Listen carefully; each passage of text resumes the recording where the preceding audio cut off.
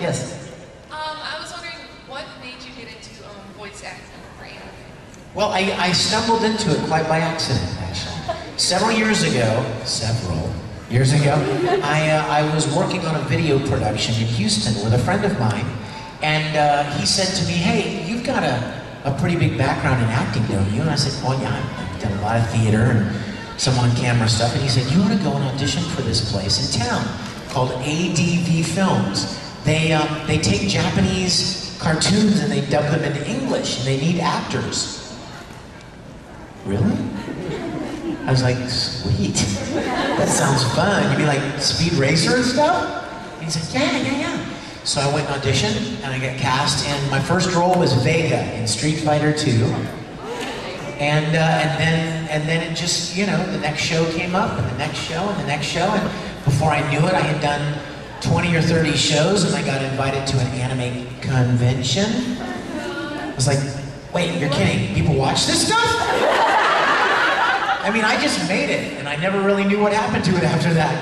And so I went to this convention, and I met people from Funimation in Dallas. And they said, "Hey, you should come up and do some stuff for us." I'm like, "Okay." And I went up there, and I did Dragon Ball Z, and Yu Yu Hakusho, and Kitty Grade, and Spiral, and Case Closed. And then the next thing you know, Funimation gets the license for Full Metal Alchemist. And then I did that, and then I met people at conventions from Los Angeles. They're like, "You should come out to Los Angeles and do some stuff." So I went out there and I started working on recording video games like Disgaea and Soul Calibur and Persona 3 and then Bleach and Naruto and Vampire Knight. And so I give all the credit to God because I stumbled into this. I didn't seek it out. I didn't beat the pavement. You know what I mean? I didn't pack up my life and move someplace to try to become a star. An opportunity presented itself, and I did the best I could with it, and I'm very, very grateful for the opportunity to do what I do. Yes? Pirates or ninjas, huh? I hope you don't hate me for this answer, but I'm gonna say pirates. And I'll tell you why. Because they have cooler clothes. They don't just wear black, they have cool clothes. And I grew up in Pittsburgh. So, you know, we got a ball team, the Pirates. So,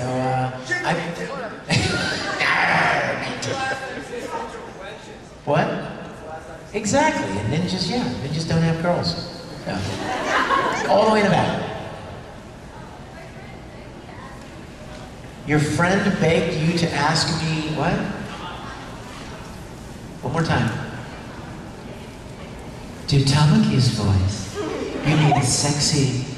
You mean sexy romantic Tamaki? Or the crazy Tamaki? The one who's like, "Mommy!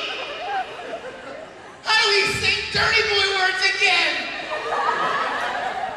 Or do you want him to be smooth? Yes, all right, I'm back. Me? Yes. Okay, 2 questions.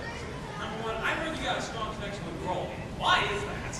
You heard I have a strong connection with Broly? Well, isn't it obvious? No, well, you know what? I mean, when I was invited to come up and do Broly for the Dragon Ball Z movie 8, when he shows up, I was ecstatic. I'm like, this is it. The Cadillac of anime series. Dragon Ball Z! Oh my gosh, I'm gonna be in Dragon Ball Z! Well, then I got up there, and within about 15 minutes of powering up and going Super Saiyan, I'm like, I hate this show. This show is too hard. My voice is gonna collapse. And I had all new respect for Chris Sabat and Eric Vale and Sonny Strait and all those guys that were part of the original Dragon Ball Z, because that stuff's hard, y'all. I mean, that kind of stuff is really hard on the voice. And so Broly just about killed me the first time I did him. And then he dies at the end of the movie. I'm like, thank God, thank you, Lord. Thank you. He's dead. And God was sitting in heaven going, only knew what's coming around the corner, baby. Then of course he shows up again, you know, in maybe 10. And, you know, kicked my butt again. But he died. Again. I was like, oh, thank you, Lord, please, let it be for real. And of course, no. He's cloned. He's cloned into a pile of pudding that only does one thing.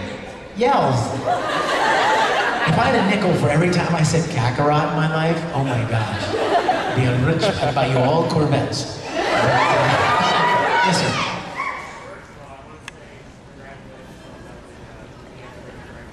Oh, thank you. Did you guys check? Have you guys caught the new Dragon Ball Z Kai series? Thank you. Thank you. Yeah, I'm excited. Ooh, nice shirt, dude. With your Pittsburgh Steelers shirt on. My mother would be hugging you right now. Oh, you better keep an eye on those. They may disappear. Yes. Oh, please, no Broly. Don't make. I just got done telling you how he like tears me to shreds. Like, do that. I would beg you. I would beg your mercy on him because I have a whole weekend to talk, and I don't want to lose it too quick. But suffice it to say, he hurts. He hurts a lot. I promised a guy last weekend, a guy in Anime North in Toronto on Friday, first thing right out of the gate, do the Broly voice. He's ready to record it. I'm like, oh, dude, please. I just got here. I promise I'll do it sometime. And I thought like I kind of, you know, good, I got a little reprieve. Next day, do the Broly voice. I'm like, dude, please, look, I got people, I gotta talk to all these people. Please, mercy, tomorrow, for sure. And so Sunday comes and there he is, do the Broly voice. And then I was like,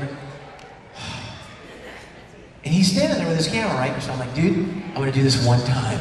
Just for you, because I promised, one time. Are you ready? Yeah, yeah. Are you rolling? Are you ready? Yeah, I'm ready, go. And I let it rip, right? And I'm like, oh crap, oh. And I leave, right? I do an autograph session. The guy shows up, my camera didn't record.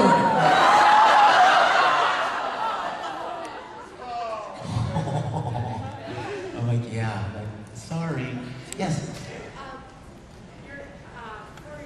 What was your favorite part about being him? My favorite part of Ikaku, well, gosh, you know, he goes nuts too. You know, when he does his big Bankai thing, he does his In fact, me and the voice actor, the Japanese voice actor, last week at the convention, we were like doing dueling Bankais. He would like do his, and then I would do mine, and we were having a great time. But you know what I loved? I loved the couple of episodes with Ikaku where it's the flashback about where he met Kenpachi and wanted to fight him and stuff. And I really like how he doesn't even want to be promoted. You know what I mean? He's so honored to be fighting in Squad 11. You know what I mean? That he doesn't want to be promoted. He likes serving under Kenpachi. You know, and I like that. I like that a lot. Yes, Hawkeye. I've been to every single panel of yours at every single convention, and I'm actually missing the FMA photo shoot right now to be here. I love you. Thank you for being here. I have a request. I have been wanting to see Full Metal Fantasy since I ever heard about it. So You've not seen it? How many of you guys have not seen Full Metal Fantasy? Actually, that would be me. Oh, wow. A lot of you have then, I guess, huh? Sorry, but I demand to see it. What? I demand to see it. I demand to see it. Well, I have good news for you. If you come to the Full Metal Alchemist panel today, there's a very strong chance you'll get to see it. So, I just got permission to start showing it. So if you guys have seen it, sorry, don't want to bore you with another showing of it, but for those of you that haven't seen it, I think you'll really enjoy it. And, well, in case you don't know what it is, shortly after we started recording Full Metal, myself and several of the other voice actors made a little live action version. So if you ever wondered what voice actors look like cosplaying their characters, you want to see it. Yes.